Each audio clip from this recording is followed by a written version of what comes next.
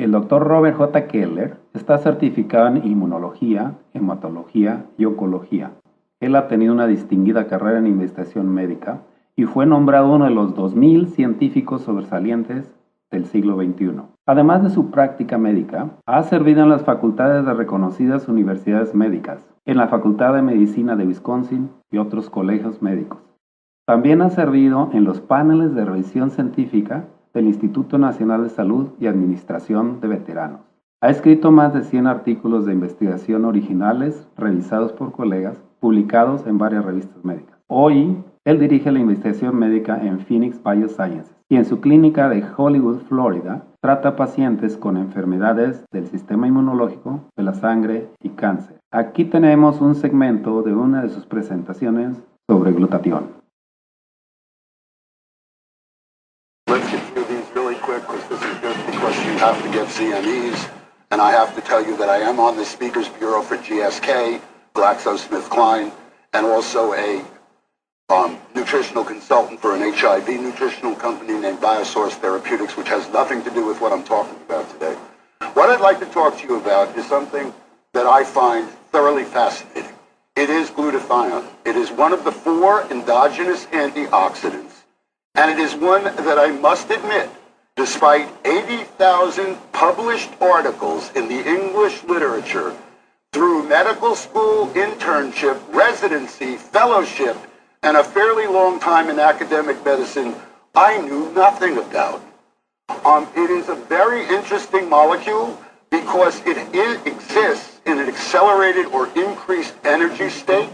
The energy state is, or increased energy state, is caused by the fact that it's got a free sulfhydryl group and therefore can easily donate the hydrogen to a electron and therefore quench a free radical. Now, let me tell you, because I think it's important, and it is a little bit of a divergence, but I learned about glutathione because of something that you probably all have seen in your practice, and that is a low uric acid. Now, when I was in medical school and when I was a professor of oncology, the only thing I knew about uric acid is when you had a kid that you were going to treat for leukemia, you put him on allopurinol to keep the uric acid down. I knew nothing about uric acid being low, except it kept appearing, and it appeared in about 20% of my patients, and that just didn't make sense. So I finally went into PubMed, and after stumbling around for a long time, I found out that uric acid is the last antioxidant your body uses when it's run out of everything else. When it's run out of gas, okay, it uses uric acid. Interesting. So if that's the last, the question then, what was the first? And that is where I got into glutathione. I've been coming to some of these meetings for a while, and glutathione is very important for a number of things, not all of which I'm going to go into today. But in point of fact, it has a great deal to do with not only well-being, okay, but aging well, or if you will, retarding the aging process. So I think it's very applicable. I'd like to, at the risk of repeating things that you already know, go over some of the things that glutathione is important about.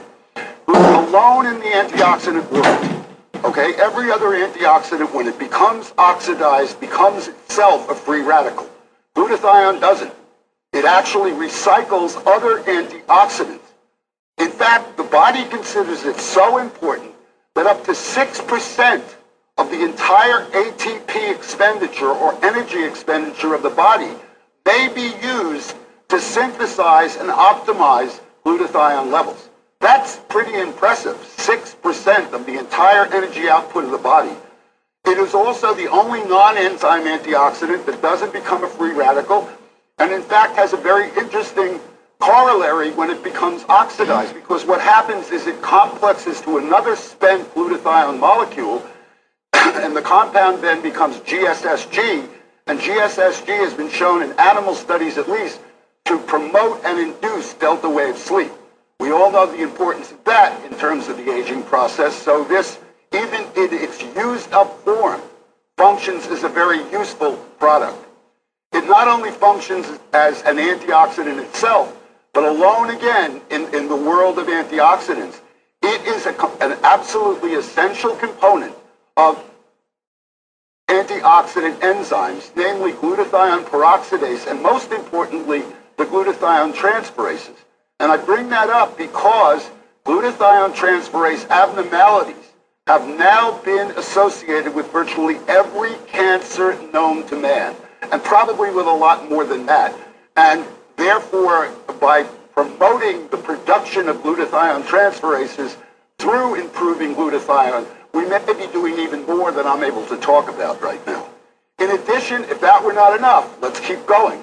It's a chelator. In fact, it's 50% as effective as oral chelation in getting rid of mercury. It has an effect on other heavy metals, but they're not as pronounced as mercury, and mercury is pretty ubiquitous in an environment, so it kind of comes as a freebie. And it detoxifies organic pollutants, perhaps the best known one of which is the 2-carbon fragment that we know as alcohol. And in fact, without glutathione, you ultimately get a hangover because you stop the process at acetaldehyde, which is phase 1 detox, and that in itself is a free radical, and obviously many of us may have felt the effects of that if we didn't have enough glutathione. Now, why is it important in aging? Well, these are old data, and I think they're probably not as robust as they should be, but I'll give you what is available now. Glutathione levels decrease with age. The data would suggest it's 1% a year beginning in the 20s. I think that's too little, too late, but that's only my opinion right now. I haven't proved it. There are some very interesting things, though. Age-matched normals, okay, reveal that anybody at, say, 45 who's had his first heart attack or has asthma or whatever other disease you want to use has a lower glutathione level than somebody of that age who's well.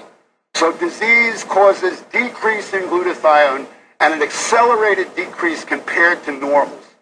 Glutathione happens to be, and this is perhaps the take-home message, it's the major protector of mitochondrial DNA. Mitochondrial DNA is that DNA within the cells that's responsible, if you will, for the electron transport chain that produces every bit of energy in your body. And we know from pathologic data that if you take a biopsy from a 90-year-old and compare it to a biopsy in a 5-year-old, the mitochondrial DNA in the 90-year-old is only 5% normal compared to the 5-year-old. So obviously we destroy our mitochondrial DNA, we destroy our energy, and we age. Maintenance of normal mitochondrial DNA is directly correlated, and it's got an R value above 9.9 with aging. So the higher your glutathione, the less you age. And I think the most important thing there is centenarians, and I think that's wrong on the slide because even though we did it over and over again, the spell check kept leaving it alone. It's centenarians, not centurions. Okay, demonstrate glutathione levels that are similar to a 30 to 50-year-old normal, well person.